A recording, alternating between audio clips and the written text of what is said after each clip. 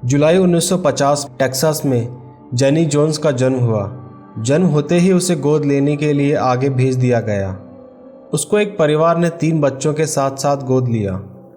कुछ इंटरव्यूज़ में जेनी ने बताया था कि वो हमेशा अपने परिवार से अलग महसूस करती और उसने खुद को कभी उस परिवार का हिस्सा नहीं समझा।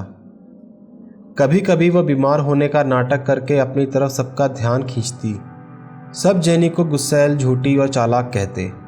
16 साल की उम्र में उसने अपने भाई को खो दिया। वो एक बम की वजह से मारा गया था। उसके अंतिम संस्कार के दौरान जेनी काफ़ी दुखी थी और उसने वहाँ बहुत हंगामा किया। कुछ लोगों को लगता है भविष्य में हुई घटनाओं का संबंध इसी घटना से है। कुछ ही दिनों बाद जेनी के पिताजी की कैंसर के कारण मृत्यु हो गई, जिस वजह से वो और निराश हुई। 19 साल की उम्र में जेनी ने शादी कर ली थी। उसका एक बच्चा हुआ और उसके पति ने नेवी में नौकरी शुरू कर दी। जब वो नेवी के ड्यूटी पर था तब जेनी के कई आदमियों के साथ संबंध रहे। ये उसने कई बार बताया है। जब उसका पति घर वापस लौटा तब उन्हें दूसरा बच्चा हुआ। वो अक्सर अपने बच्चे अपनी माँ के पास ही रखती और उसके पति के साथ उसके हमेशा झगड़े चलते रहे, जो काफ़ी समय चलते रहे और हिंसक होते गए। कुछ समय बाद उन्होंने तलाक ले लिया। जेनी ने बताया कि वो तलाक हिंसक झगड़ों की वजह से ले रही है और उसी समय उसका बड़ा भाई भी कैंसर का शिकार बना। वो और टूट गई थी। जेनी एक ब्यूटिशियन थी, लेकिन वो डरने लगी थी कि डाई को हाथ लगाने से उसे कैंसर हो जाएगा। तो उसने नर्स बनने की ठान ली और उसकी पढ़ाई शुरू की, जो 1 साल में पूरी हुई। और उसने सैन एंटोनियोस मेथोडिस्ट हॉस्पिटल में काम शुरू किया, लेकिन उसे उसके बुरे बर्ताव की वजह से 8 महीने में वहाँ से निकाल दिया। वहाँ से वो बेकीज काउंटी मेडिकल सेंटर हॉस्पिटल गई, जहाँ उसने 4 साल काम किया। इस दौरान उस हॉस्पिटल में 47 बच्चों की मृत्यु हुई, जो काफ़ी चिंताजनक और संदिग्ध बात थी। बाकी नर्सेस को जेनी पे शक होने लगा। वो उसे सुपरवाइज़र पैट बेल्को को इसके बारे में बताने लगी। उन्होंने बताया कि जेनी जिन बच्चों की देखभाल करती है वही बच्चे ज़्यादा सीरियस हो जाते हैं और ऐसे में सिर्फ 2 हफ्ते में 7 बच्चे मर गए। और जब बच्चे मर जाते तब जेनी गाने गुनगुनाते हुए उन्हें मुर्दाघर भेज देती। सुपरवाइज़र पैट बेल्को को यह सब झूठ लग रहा था। उसे लगा बाकी नर्सेस जेनी से जलती हैं, इसलिए उसे फंसाना चाहती हैं। इसी दौरान हॉस्पिटल के ज़्यादातर बच्चों को समस्याएं होने लगी, जैसे मुंह से खून निकलना, और ऐसे में हॉस्पिटल वालों को लगने लगा कि शायद बाकी नर्सेस सच बता रही हैं।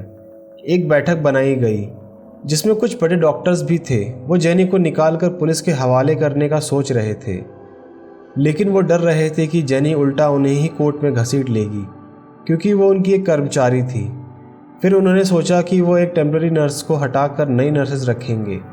उन्हें पुलिस को ये सब बताने से अच्छा ये रास्ता लगा, लेकिन उनके इस डर की वजह से जेनी फिर से कुछ भी करने को आज़ाद थी।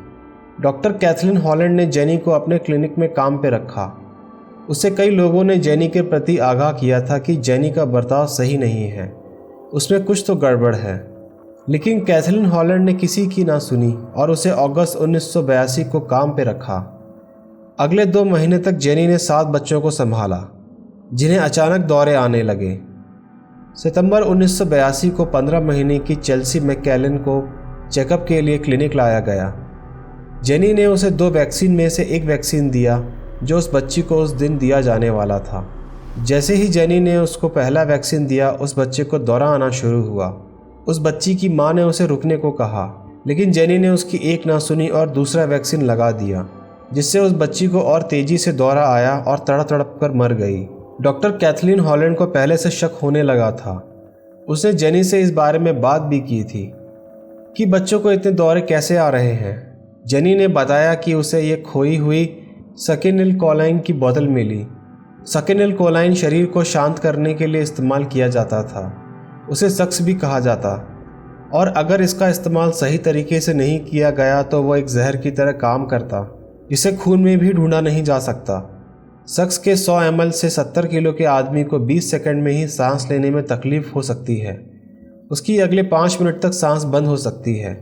तो 15 महीने के बच्ची के साथ क्या हो सकता है, उसकी कल्पना भी नहीं की जा सकती। डॉक्टर हॉलैंड ने लॉकर रूम की छानबीन शुरू की, जहां सिर्फ वो खुद और जेनी जा सकती थी।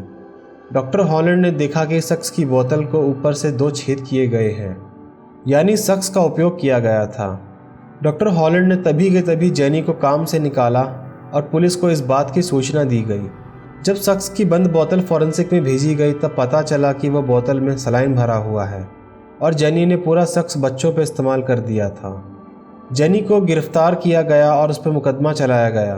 1984 में 15 महीने की चेल्सी मैकेलन के खून के जुर्म में कोर्ट ने उसे दोषी पाया। फॉरेंसिक्स टीम ने बताया कि जेनी ने वाकई में चेल्सी मैकेलन पर शख्स का उपयोग करके उसे मारा था और इस जुर्म में जेनी को 99 साल यानी आजीवन कारावास की सज़ा सुनाई गई।